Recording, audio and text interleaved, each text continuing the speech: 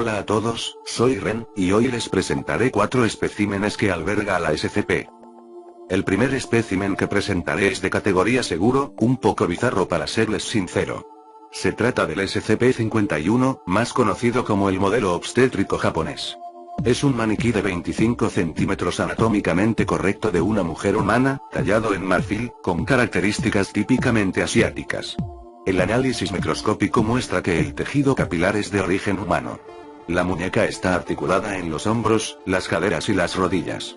El área del estómago de la muñeca es totalmente extraíble, como un tipo de tapón de marfil. Dentro se encuentra una detallada caja torácica y los respectivos órganos dentro de ella, unos 2,5 centímetros de cordón umbilical hecho con piel, el cual une al maniquí principal de un feto de marfil. Cuando este SCP está en presencia de una hembra humana embarazada, produce varios efectos degenerativos sobre el embarazo, por lo general produce el aborto involuntario del feto. Los informes indican la presencia de unas leves convulsiones cuando se retira el tapón abdominal y se extrae el feto. Esto da lugar a náuseas y calambres alrededor de 5 minutos después de extraerlo, sangrado vaginal que comienza como manchas y puede progresar a hemorragia dentro de la próxima media hora, y el aborto involuntario entre las 2 y las 24 horas en la mayoría de los casos. Los registros médicos indican que los fetos abortados presentan algunos defectos. Este SCP fue descubierto en una caja que contenía varios artefactos japoneses entregada anónimamente a un museo japonés en 1938. Después de 60 años y un número de incidentes causados por el contacto entre el maniquí y secretarias, investigadoras y estudiantes, un agente del personal en los archivos del museo identificó de sus propiedades y lo tomó para ser estudiado por la fundación. Este SCP se mantendrá en una cámara de contención totalmente sellada. Cualquier miembro del personal con la excepción de personal femenino no estéril en la fase inicial del embarazo pueden acceder al SCP-51, siempre y cuando se solicite el acceso previamente y sea autorizado por la administración. El siguiente espécimen que presentaré es de categoría Keter. Se trata del SCP-59, conocido como el mineral radiactivo. Como su nombre, se trata de un mineral radiactivo de origen desconocido, superficialmente parecido a la scheelita. Se cree que un componente del SCP-59 se originó en un universo alternativo y es responsable de sus propiedades anómalas.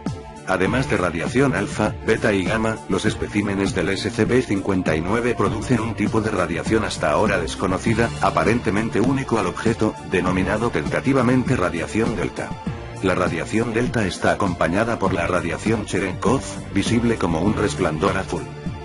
Cuando un área es expuesta a la radiación delta por más de 15 minutos, una especie desconocida de hongo comienza a crecer en cualquier superficie descubierta. Este hongo no requiere ningún estándar de nutrición, pero morirá dentro de 24 horas luego de la extracción de la fuente de radiación delta. Este hongo es en sí radiactivo, pero no emite radiación delta. Extraño, ¿verdad?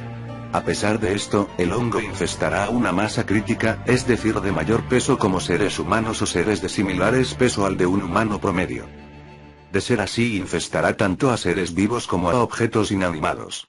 Humanos y animales infectados con este hongo se harán inmunes a los efectos de la radiación ionizante, pero progresivamente se fusionarán con el hongo, y, finalmente, todos sus tejidos se sustituirán por crecimiento fúngico. Aunque en general no son violentos, intentarán exponer a las personas no afectadas al SCP-59. Las infecciones que presenten hongos no parecen ser directamente contagiosas, pero solo se transmite por contacto con la radiación delta. Especímenes del SCP-59 han sido descubiertos en 8 ubicaciones subterráneas diferentes, a través de un rango de 5.000 kilómetros. Ningún patrón ha surgido de su aspecto. Las muestras varían entre 1 a 10 kilogramos de masa, y no forman parte de las formaciones rocosas normales en las áreas donde han sido encontradas. Un solo ejemplar del SCP-59 se mantiene en una caja blindada con laminado gradual Z compuesta de uranio empobrecido, tantalio, estaño, acero, cobre y aluminio. Alrededor de la caja de contención del SCP-59 es un área de 7 por 7 metros sellado como un área de riesgo biológico, y rodeado por 3 centímetros de blindaje de plomo. El siguiente espécimen que viene a continuación es de categoría Euclid. Se trata del SCP-82 conocido como Fernand el Caníbal. Es genéticamente humano. Sin embargo, bajo algunas circunstancias químicas, hormonales, cancerígenas o sobrenaturales, el SCP-82 ha crecido en proporciones gigantescas. Mide aproximadamente 2,4 metros de alto, cerca de 8 pies y pesa más de 310 kilogramos. Las características físicas del SCP-82 son grotescamente desproporcionadas.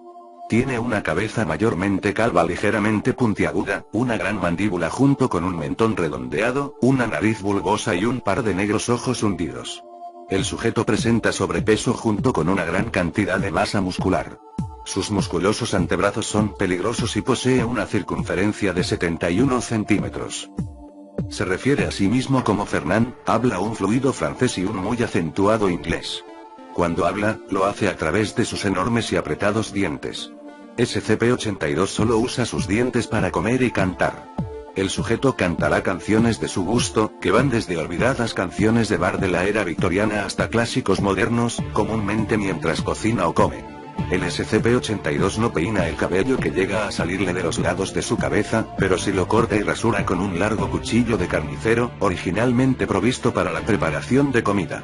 Debe remarcarse que inclusive su pelo facial es exagerado, una simple hebra de este pelo puede llegar a medir 1 milímetro de grosor, similar en textura y apariencia al grafito utilizado en las lapiceras. Ocasionalmente, el SCP-82 apretará sus dientes tan fuertemente que sus encías comenzarán a sangrar, pero aún no se sabe por qué. Esto se considera normal. Actualmente está viviendo en una casa amplia localizada en la Armada de Biocontención para la supresión y apaciguamiento de este espécimen. Mientras que las armas comunes tienen poco efecto en el SCP-82, fácilmente llega a ser cooperativo mediante alguna farsa. El sujeto está actualmente bajo la impresión de ser el rey de Francia y de que su área de contención es un gran palacio designado para su protección. Todo el personal de interacción debe estar al tanto de esta farsa y debe seguirla estrictamente. Por último, les presentaré un espécimen de categoría Euclid. Es el SCP-81, más conocido como el virus de combustión espontánea. ¿Que por qué lo puse al último y no antes del SCP-82? Pues, es porque me parecía más conveniente que vaya al final como broche de cierre del vídeo. Bueno, el SCP-81 infecta adipocitos y leucocitos, induciéndolos a absorber nutrientes a un ritmo muy acelerado. A medida que los nutrientes son absorbidos, las células B infectadas producen y secretan grandes cantidades de un anticuerpo humano modificado. Los adipocitos se amplían y proliferan, y aumenta la ingesta calórica del organismo. Cuando la concentración de tejido adiposo alcanza un punto crítico, los anticuerpos virales instigan una lisis celular sistémica, seguido por un proceso desconocido que lleva a la combustión espontánea del individuo infectado. Hay un periodo de incubación de una semana, antes de que los síntomas iniciales comienzan a ocurrir. La duración de los síntomas depende totalmente del porcentaje de grasa corporal de los infectados. El primer incidente registrado del SCP-81 fue reportado en 1673 por el francés Jonas Dupont. En su libro De Incendiis Corporis Humani Spontaneis, escribió sobre un caso en París donde un hombre fue absuelto del asesinato de su esposa, ya que el jurado acordó que la mujer murió debido a la combustión humana espontánea. Cabe señalar que la mujer estaba increíblemente obesa al momento de su muerte. No fue hasta la muerte de Mary Reeser el 2 de julio de 1951 que el SCP-81 atrajo la atención de la Fundación. A pesar de los esfuerzos de la Fundación, esta información se filtró a los medios nacionales junto con fotos del incidente. Se cree que la mayoría de los reportes de combustión humana espontánea son causados por el SCP-81. Bueno amigos, aquí concluye el vídeo, esperen hasta el próximo vídeo por más especímenes. Si te gustó la música de fondo o quieres oír más, dejo el link del canal del autor, que por cierto es un gran amigo mío. Me ayudarías mucho con un simple like, o suscribiéndote en caso de que hayas disfrutado del vídeo. Un saludo y hasta la próxima.